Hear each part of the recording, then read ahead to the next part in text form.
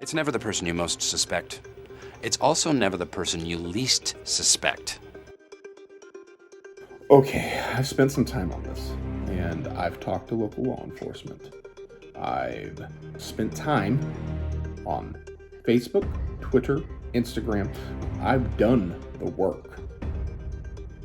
I mean, these are real people out there doing real things, and any one of them can be a deranged psychopath. People say the strangling stopped after the Stranglers went to prison, but here's my question. Here's mine. Did they? They did. They stopped. You know when? When we captured George Howard Skub. They caught the Scranton Strangler. They trapped him in his house. There hasn't been a single crime matching the Strangler's MO since we apprehended him. Of course they would say that. It fits their narrative. It's like you have to read between the lines, man. All right? What I'm saying is, what if the Strangler changed his MO to something far more sinister? If he could get away with stranglings undetected, and even more, he could find someone who could be put away for his crimes, he can get up to all the darker stuff now. The theory kind of tracks. We find that once a perp becomes bored of a particular thrilling action, or their sense of satisfaction, or in this case control, is lacking, then they'll inevitably escalate the behavior. If the Strangler is still out there, it's entirely possible that they've found a way to operate without law enforcement finding the commonalities. So Skub's out, and the psych profile by and large doesn't fit. But more than that, he has alibis. And the physical evidence at the scene of a crime could have been planted. We didn't plant evidence. Yeah. And next you're going to tell me satellites are real.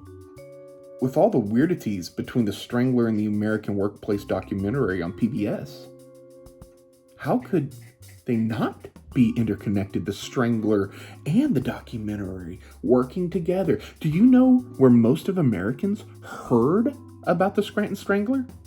From the American Workplace documentary. Episode after episode. It was like history getting rewritten.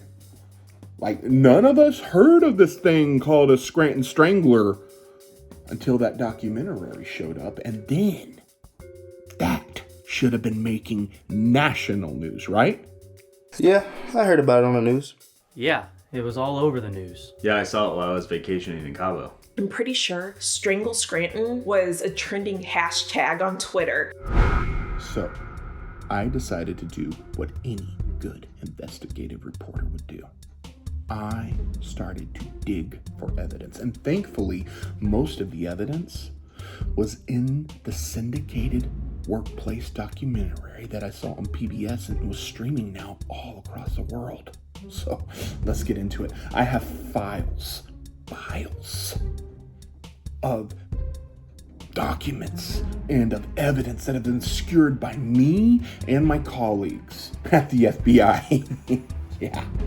Yeah, the feds are super interested in this. So let's see what we have here. The first one, Gabriel Susan Lewis.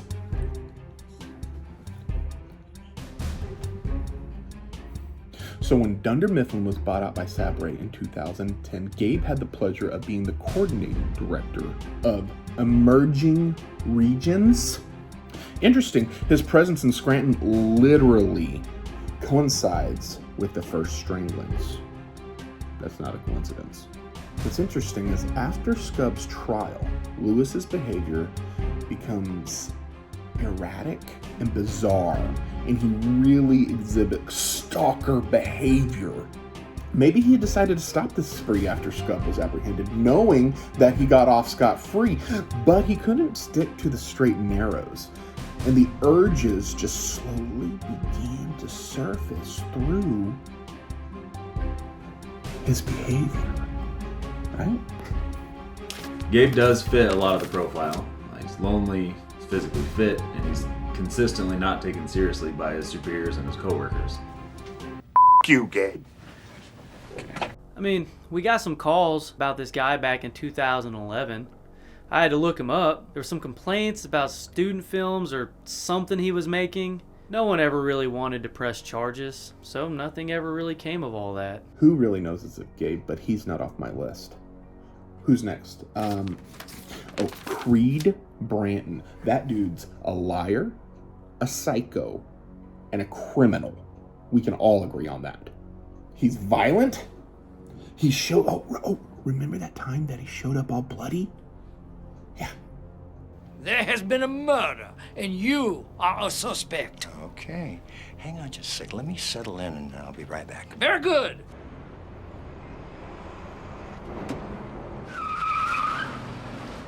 Yeah, Creed Bratton. He's an anomaly in these suspects. He doesn't really fit the profile that we've built on the Strangler, but you could tell me he confessed to the crimes today, and I don't think I'd be shocked. So this guy made us look like fools on the national stage.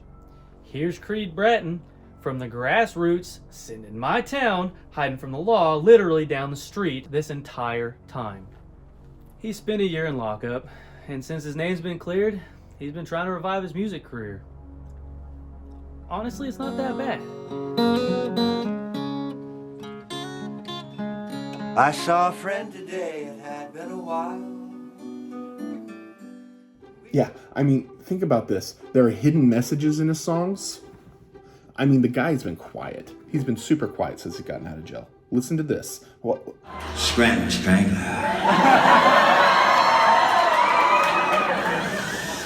Oh, they got the wrong guy. 1, 2, 3. Who's next? Oh, right here. Kevin Malone. That guy doesn't seem to have a full grasp on reality. Like, the difference between life and death, yeah, okay. There's so much more going on there, guys. Andrew Bernard, he's an interesting one, and here's why. Just because some preppy guy went to Cornell, we can trust him, right? Nope. One of the elites who thinks they can get away with anything because their daddy will pay for it all, right? He could totally be the Strangler. His money could have easily been a way to pay off whoever it needed to hide the fact that he's a rage monster. And your stupid face! And your stupid office! He's always looking for the slightest bit to control. He's a controlling, manipulative guy. Oh, and what was going on while the stranglings were just taking hold? He was going through a sexual identity crisis, getting emasculated and having his love spurned. But Daddy couldn't pay off, could you, Andrew Bernard? Look through all of these. They're all out there. They're all on the documentary. They're all on the web, guys. Michael Scott is clearly a sociopath. Todd Packer literally poisoned the whole office with tainted cupcakes. Even David Wallace went through a really weird phase in 2010. Obviously, all of these people can't be the Strangler. Unless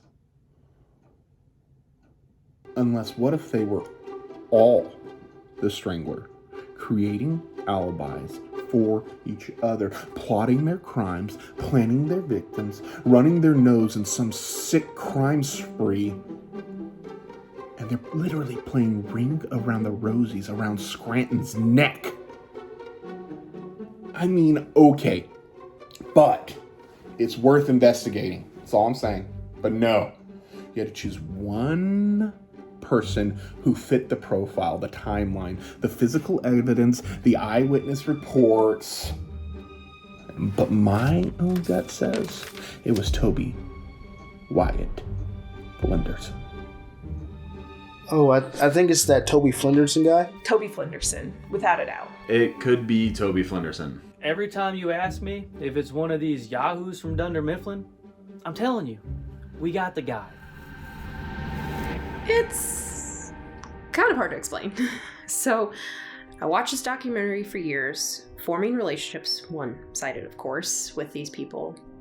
You know, I know they're real people, but it's like, oh, I like this person and I hate that one. And when they started bringing up the stranglings, it was kind of triggering the trauma from years before. But I never really connected much. Like, I never really thought about it until I heard something that I just couldn't shake off. He fits the profile, guys. He's the iconic tell of a mundane, quiet guy secretly snapping and begin a dastardly spree. He's evil. You know, he seems like the kind of guy, when people are talking on the news and, their neighbor just killed somebody and you're like, well, how could he ever do that? It seems like he wasn't capable of that kind of thing. People are sick, even if you don't see it on the surface. People are sick. I've seen that guy around town. There's just something off about him, So they've been talking about the stranglings a couple of times during the 6th season of the doc. And, well, maybe it's just my emotions were high. But I heard that man say something that chilled me to the bones. And it's not what he said, it's how he said it. If you are innocent, what happened that day with Mr. Flenderson when he came to visit you in prison? This guy comes in the room, he sits down right across from me, he looks me dead in the face, and this guy tells me, he says that he was the strangler. Just like that? Just like that. I mean, I didn't know if he was joking. I didn't know if this was some sort of, candid camera thing. I stumbled over my words, but I think I said something like, why are you telling me this? And his response, and I'll never forget it, looks me dead in the eyes and says, because nobody will ever believe you. I think like many other people, I filled up with rage, I didn't know if he was messing with me. I didn't know if he was telling me the truth, but when you back someone in the corner like that, when you knock them down and you take away other lifelines, and then you have the audacity to sit there with that smug look on your face. So, I lost it. I attacked him. Just strangled him?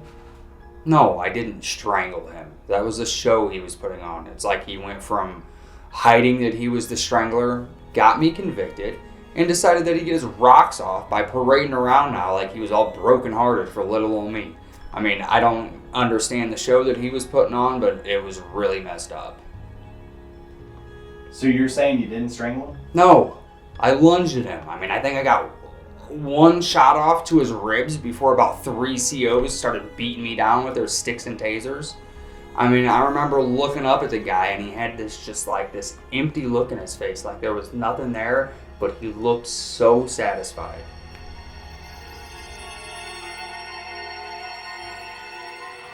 Yeah, I heard what Skub said. Do you know how many emails I get a week since that stupid documentary on Netflix came out, or wherever it's on now? It's the lunar landing was fake, lizard people, Illuminati. It's all make-believe.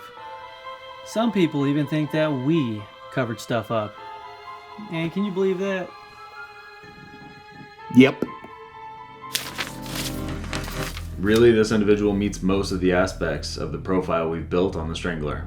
That doesn't mean someone is guilty, but, well, in this case, professionally speaking, he's suspect number 1. So you're saying that there's no chance that Toby Flenderson is a Scranton Strangler? Well, I ain't saying that. Look, we have an active investigation of which I can't expose the details of. There was that time when Toby was trying to get Michael to put radon tests around the office, and Michael's not listening to him. Then these are silent killers. You are the silent killer. Go back to the annex. You'll see. I was in shock. I paused the TV. I rewound that. I listened to it again. You'll see. And again. You'll see. And again. I couldn't believe it. I was like, that's the guy. That's who strangled me. I went to the police that night, told them everything.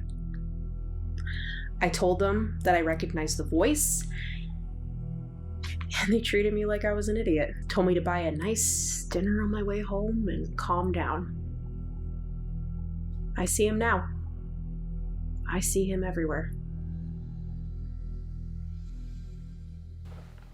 Just one more question. I don't need the specifics. Can you tell me if Toby Flenderson is under investigation or not? Look, there's an active investigation. That's all I can say.